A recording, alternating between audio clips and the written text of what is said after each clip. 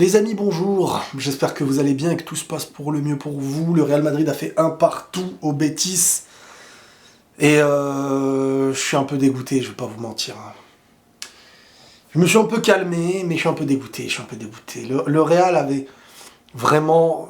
Je veux dire les gars, je sais pas si vous vous rendez compte, mais Barcelone là, sur les 3 derniers matchs qu'ils font, en comptant le match de Ligue des Champions, c'était le meilleur moment pour les perdre d'une certaine manière. Ils allaient jouer Porto en Ligue des Champions. Ils ont joué l'Atlético la semaine dernière. Et là, ils vont jouer Girone. Tu te dis, mais dans le lot obligé, ils vont perdre des points. Ils ont battu Porto. Ils ont tapé l'Atlético. Et le Real, entre-temps, ils ont fait match nul contre le Betis. Vous savez, je vais revenir sur ce que les gens me disent. Le Real a plein de blessés. Tu ne feras pas que gagner toute la saison. J'arrive pas à comprendre. Tu risques de perdre ta première place. Donc ça veut dire déjà qu'on n'est pas dans une histoire de tout gagner toute la saison. Parce que tu as une équipe qui, si elle gagne au même nombre de matchs que toi, elle, par contre, elle sera première. C'est Girone, déjà. Et t'as Barcelone, que si Barcelone gagne, demain, ils reviennent à 2 points de retard de toi. Donc après, t'as plus le droit à une erreur, quoi. Donc, à un moment donné, les copains, on parle pas d'un Real Madrid qui fait 1000 victoires, et qui est premier à 30 points d'avance, et là bien sûr si tu rates un match, tu te dis, y a pas de problème. Le Real Madrid, les gars, alors je sais pas si vous avez été habitués, mais moi je suis désolé, le Real joue pour toujours gagner en fait. Et c'est pas quand ils vont faire un match nul ou une défaite qu'on va se dire, à part si c'est totalement mérité la défaite et tout, et là on va se dire, bon bah y a pas de cinéma. Mais le Real doit être premier. Le Real doit se battre pour gagner son championnat. Et si le Real Madrid ne gagne pas son championnat, eh ben, y a un problème. On va pas se dire, ah, ils gagneront pas chaque année. Ouais, ça c'est une analyse rapide, quand ils ont fait une saison parfaite, ça arrive, ok. Mais c'est pas l'analyse à faire. L'analyse à faire, c'est pas ça. C'est que demain, Girone peut repasser devant toi, et Barcelone peut revenir à 2 points. Barcelone, rappelez-vous, il y avait 1001 blessés chez eux. Hein. Et ils n'ont pas lâché les fesses, hein, c'est ce que je vous répète à chaque fois. À un moment donné, quand ils vont te repasser devant, ça se trouve que ce sera trop tard après. Voilà ce que je veux dire. Bon, par rapport à ce match-là, c'est totalement pas démérité, hein. Je veux dire, le Betis peut même à un moment donné mener au score. Je dis pas le contraire, sauf que dès que t'as mis le premier but et que c'est toi qui l'as mis, surtout que dans le match au début t'as un péno non sifflé, ok d'accord, ensuite tu marques un but, une histoire d'épaule ou d'épaulette, ok, l'arbitrage en Liga il est de pire en pire, et quand je vous dis que ce n'est pas que propre au Barça et tout, faut s'ouvrir en horizon, faut arrêter de regarder que son truc. Je pourrais dire le Real n'est pas arbitré comme... C'est pas ça, en Liga l'arbitrage est vraiment à la ramasse. Et il y en a des témoignages qui en parlent de ça. En interne même. Isco, de toute la saison, j'en ai marre d'entendre parler de toi, homme du match par-ci, homme du match par-là, truc. Je t'attends que contre le Barça. Et contre le Barça, je te vois pas. Ça me dérange. Ça me picote les yeux. Ça me dérange, ouais. Isco, très bon match, Isco. Et je suis content pour lui. On l'aime tous, Isco, quand on est pour Madrid. Mais honnêtement... c'est contre le Barça que je veux devoir donner ta vie. Ah là là. Bref. Bellingham, parlons de bonnes nouvelles, parlons de belles choses, encore buteur. Le but de Bellingham, les amis, il part d'une action où la balle se dirige vers une touche. Et tu peux te dire, bon, je laisse la balle sortir et je vais me positionner en attaque. Et cet esprit d'être à l'initiation de la révolte... chez ce gars est incroyable. Regardez les fins de match, les appels, toujours à demander, profondeur, machin. Il est en phase offensive, il se retrouve en phase milieu de terrain, construction, il se retrouve en phase défensive dans la récupération. Franchement, Bellingham, je vous le dis depuis le début, vous le dites tous maintenant, on n'a pas payé assez cher. Faisons une cagnotte pour en donner encore plus à Dortmund. C'est minimum 200 millions qui coûtait celui-là. Aujourd'hui, quand tu vois le potentiel, là on parle de potentiel Ballon d'Or, peut-être le meilleur joueur le plus en forme au monde actuellement. 20 piges, tu portes le Real Madrid. T'es perçu déjà comme un grand par les supporters, par les joueurs, par tout le monde. J'ai envie, et je le fais rarement dernièrement, de quand même féliciter Ancelotti qui, je trouve, fait de ce Bellingham un joueur exceptionnel. Et ça, c'est vrai qu'on oublie parfois. Je vais pas oublier aujourd'hui. Ancelotti, qui est en mode mécanique avec de la pâte à modeler, parce qu'on va pas se mentir. Ça ne nous choque même plus. Il y a des mecs, je pense, ils analysent les matchs, là, ils oublient de se dire, mais on joue sans attaquant. Depuis le début de saison, en fait. Et quand on fait rentrer un attaquant, Rosselló, on l'a perdu. Moi, j'ai vraiment cette impression que Rosselló, on l'a perdu, les copains. La pression est trop haute. Le gars, en fait, se rend compte avec le temps, et c'est ça qui est dur à Madrid, c'est que tu n'as pas le droit de rater. Parce que chaque match doit être une victoire.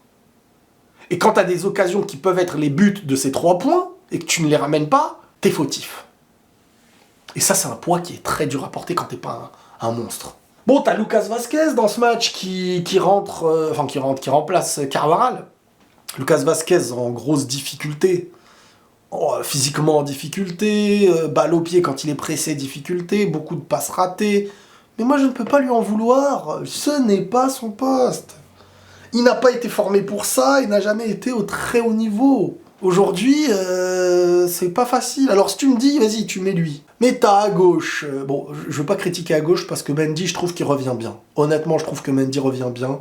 Et il faut dire les choses, voilà. Mendy, je l'ai toujours défendu au début, pendant des années. Il y a eu une phase où j'ai été assez dur parce que je trouve que ça y est, on le perdait. Mais là, je trouve qu'il revient quand même assez bien. Donc, ok. Alors oui, il y a plein d'absents au Real. Hein. Mais vous me connaissez, hein. T'es le Real Madrid, tu mènes 1-0, normalement, il n'y a pas de problème, en fait. Maintenant, bien sûr, oui, il y a des absents et tout. Mais comme je disais avec le Barça, surtout pas en championnat, bien sûr qu'avec tes titulaires, tu risquerais d'être meilleur. Peut-être que tu aurais gagné, peut-être que tu n'aurais pas gagné, ça, on n'en sait rien. Mais t'es le Real, ou t'es le Barça, ou t'es City, ou t'es qui tu veux. À ce niveau-là, surtout que même eux, ils avaient des absents en face. Mais voilà, le nul n'est pas démérité. Hein, c'est juste pour vous dire que moi, de l'aspect vision Real Madrid, moi, je suis dégoûté. Parce qu'en championnat, tu risques de te faire recoller aux fesses par le Barça, qui, eux, étaient censés perdre les points, et toi, censé aller les chercher. Eux, ils ont battu Atlético. Toi, tu perds des points contre le Betis. C'est ça, c'est ces choses-là qui perturbent.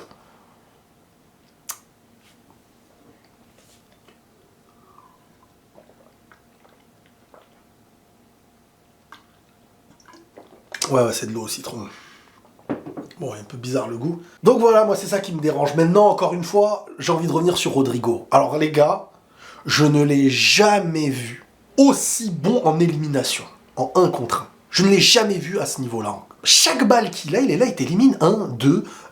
Il est vraiment chaud. Il est incroyable ce jour. Il est en train de monter en niveau en termes d'élimination. Le fait aussi de sentir qu'il est capable de porter offensivement, ça fait plaisir.